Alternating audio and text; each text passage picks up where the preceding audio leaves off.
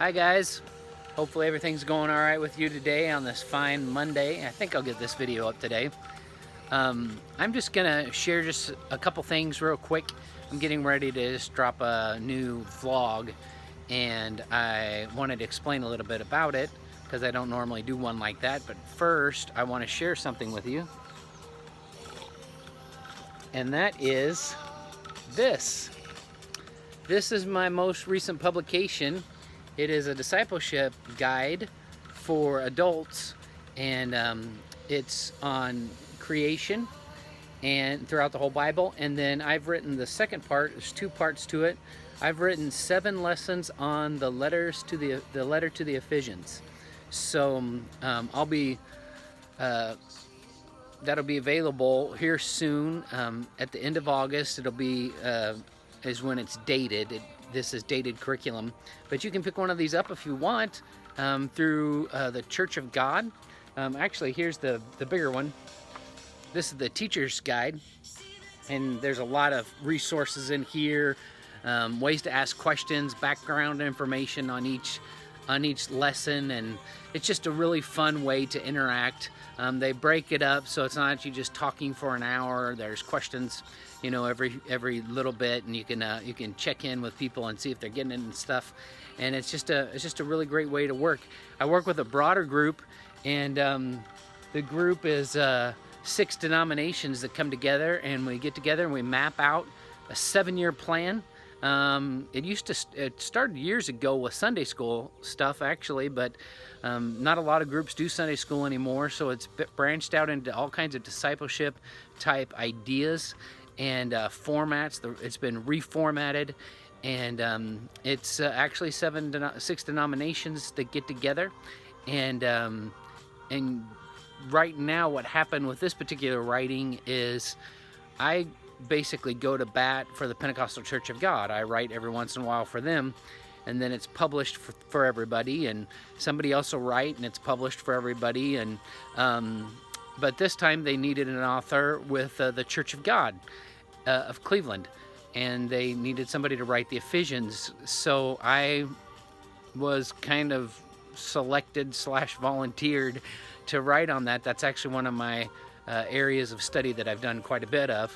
And so I did, and the Church of God of Cleveland is, all of these are Pentecostal organizations, and the Church of God of Cleveland is a sister one. It's in Cleveland, Tennessee, which may not be as familiar to you as like Cleveland, Ohio, but Cleveland, Tennessee is a pretty good sized town.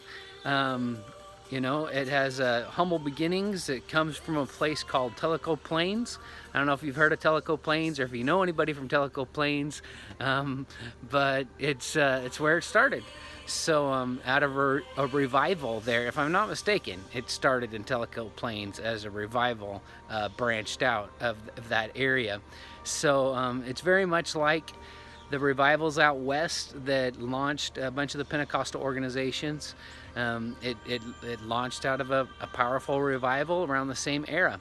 So I was pleased and honored to write for the Church of God of Cleveland, and I'm looking forward to seeing what this will do. And again, if you have any questions about it, you can always contact me, or you can contact the Church of God of Cleveland directly. Pathway Press is the main group, the main umbrella for that, the publishing groups there. And you can call them and just tell them I sent you, basically. But what I'm going to ask you to just think about real quick is, how do you think about prophecy? What do you think of when you think of prophecy? And that's a big question. You know, we typically think of like end time stuff, and maybe the rapture or some kind of big events, the Antichrist, and it seems like every few years somebody's thinking about who in the world is the Antichrist. And but prophecy really is just kind of not just foretelling the future, but kind of speaking forth, or forthtelling, speaking for God to people in specific places and times. And prophets were people that didn't always tell the future in the Bible. They spoke for the mouth of God. And so what I've done is I put together a series, and what I'm going to do is just like use it like kind of like a index, just a table of contents. This particular post will have just a little snippet maybe about each post I've done, and I've done some on the Old Testament and some on the New, and they are focused on two main areas. One is in the Old Testament, instead of focusing on all the prophets and all the different things that God spoke, there's so many different ways he spoke throughout the Old Testament. I focused just primarily on some of the big covenants. We may not think of this often, so I thought it would be just kind of a unique thing to think about. But God speaks through covenants, and he promised great promises through his covenants that he established. And so I cover some of those, and those will be available to you. And also, this kind of came off of some spin-off conversation with some ministers at the church, and I have gone through Revelation, and I've given sort of a, now we're at an advertisement, sorry, but we were talking about Revelation.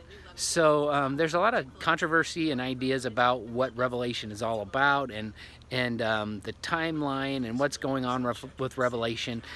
So what I've done is I've kind of established sort of a general timeline for Revelation, and this kind of goes along with my faith tribe and what we believe, and hopefully that'll be something that'll be a benefit to you if you're curious about it.